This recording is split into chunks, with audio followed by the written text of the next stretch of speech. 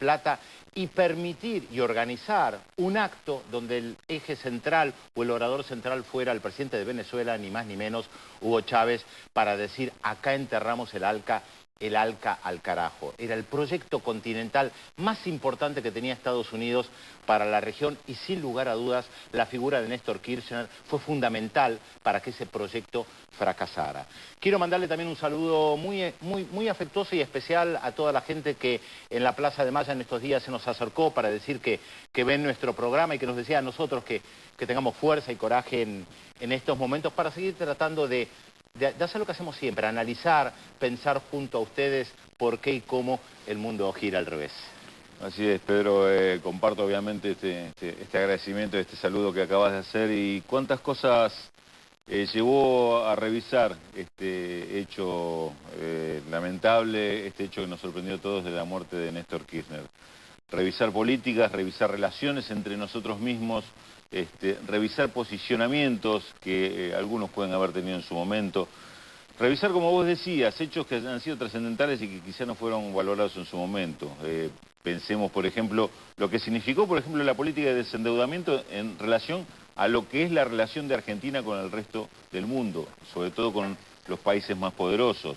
Imaginemos lo que significó también ese hecho, esa política económica en cuanto a la autonomía de la región y relacionarse de otra forma con los demás países de la región sin la atadura de la deuda externa. Son muchos capítulos que uno podría revisar. Vamos a tratar de ir haciéndolo sobre algunos de los principales que hemos elegido a lo largo de este programa y para eso también hemos invitado a alguien, ¿no?, que nos acompaña hoy con nosotros. Es el ex canciller Jorge Tayana.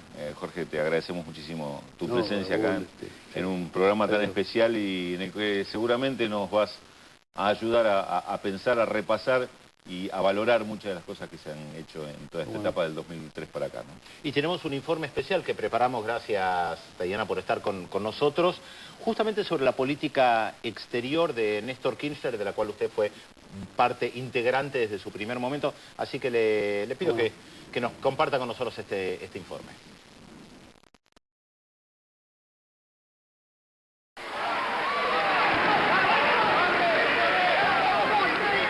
Desde el comienzo de su gestión presidencial, la política exterior de Néstor Kirchner tomó un rumbo diferente a cómo se venían llevando las relaciones internacionales de los anteriores gobiernos.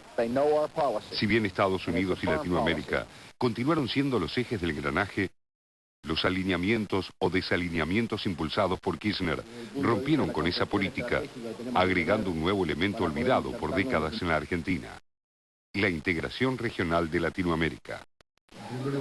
Lejos de las llamadas relaciones carnales con la Casa Blanca, símbolo de los 90, y de la continuidad de esta política durante el periodo de la Alianza, Kirchner siguió el camino levemente trazado por dos decisiones clave en la política de ese entonces asumida por Argentina en materia exterior: la oposición inmediata al golpe de Estado de abril de 2002 en Venezuela y el rechazo a la invasión de los Estados Unidos a Irak en marzo de 2003. Desde su primer discurso en la Asamblea Legislativa, Kirchner afirmó que Argentina debía estar abierta al mundo de una manera realista y que no debían esperarse alineamientos automáticos, resaltando que la prioridad en política exterior sería la construcción de una América Latina políticamente estable, próspera y unida, con bases en los ideales de democracia y justicia social, buscando la obtención de consenso en organismos internacionales como las Naciones Unidas y, por supuesto, el reclamo de soberanía en las Islas Malvinas. Venimos desde el sur de la patria, de la tierra de la cultura malvinera y los hielos continentales, y sostendremos incaudicablemente nuestro reclamo de soberanía sobre las Islas Malvinas. En esa oportunidad, el expresidente hizo especial referencia al Mercosur, comprometiéndose a reactivar el organismo regional, objetivo que impulsó su primer viaje al exterior, Brasil, gobernado desde unos meses antes por el ex sindicalista Luis Ignacio Lula da Silva. El Mercosur y la integración latinoamericana deben ser parte de un verdadero proyecto político regional. Poco después, Lula viajaba a nuestro país para firmar el consenso de Buenos Aires, donde Brasil y Argentina se comprometen a instrumentar políticas públicas que apuntalen el crecimiento sostenido y la distribución equitativa de la riqueza, dando un giro crucial en los objetivos de la deuda pública, la creación de puestos de trabajo, la reducción de la pobreza y el fomento a la salud y la educación, entre otros puntos.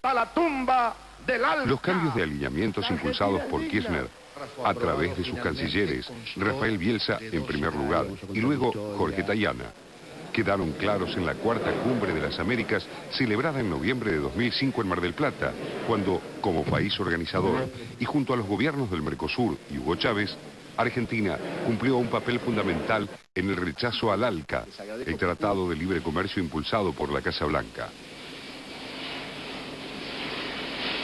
Sin medias tintas y cara a cara, Néstor Kirchner le dijo a George Bush: no nos vengan a patotear. Al poco tiempo, el Mercosur incorporaba a Venezuela y le abría las puertas a Evo Morales, sellando una alianza indestructible con los gobiernos progresistas de la región. 2 meses después, se concretaba otro de los hitos de la política exterior de la era Kirchner: el desendeudamiento con el Fondo Monetario Internacional, una decisión también tomada por Lula. De esta forma, el gobierno argentino lograba su independencia del organismo internacional que a través de sus recetas neoliberales llevó al país al default. Las relaciones carnales con Estados Unidos tuvieron entonces su punto final. A partir de ahí, Kirchner fortaleció los vínculos con Venezuela, quien a través del envío de combustible y la asistencia financiera a algunas empresas colaboró con la salida de la crisis económica argentina.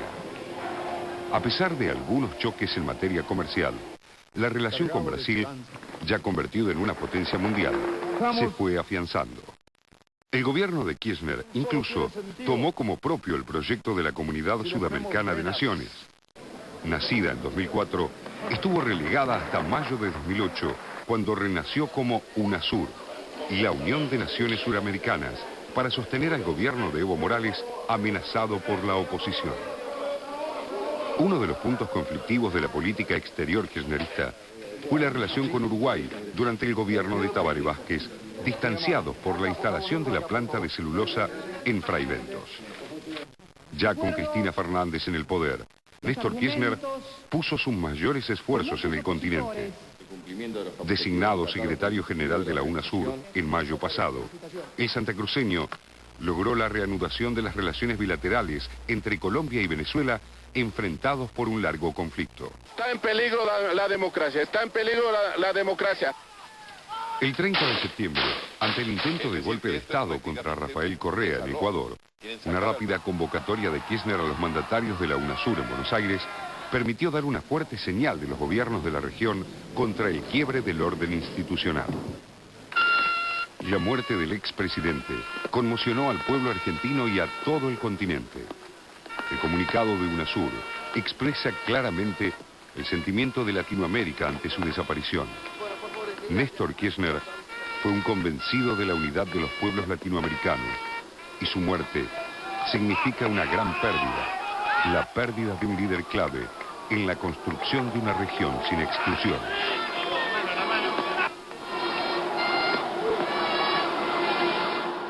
Tayana, usted tuvo una mirada internacional en su trayectoria muy importante. Trabajó en la OEA, fue embajador en Guatemala, estuvo 5 años como canciller.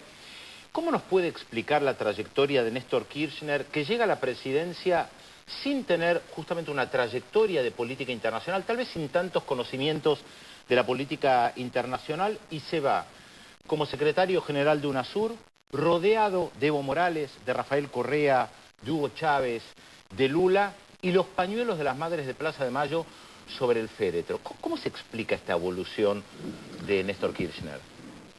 Yo creo que no es tan difícil, y finalmente la política exterior es un instrumento para la realización del interés nacional.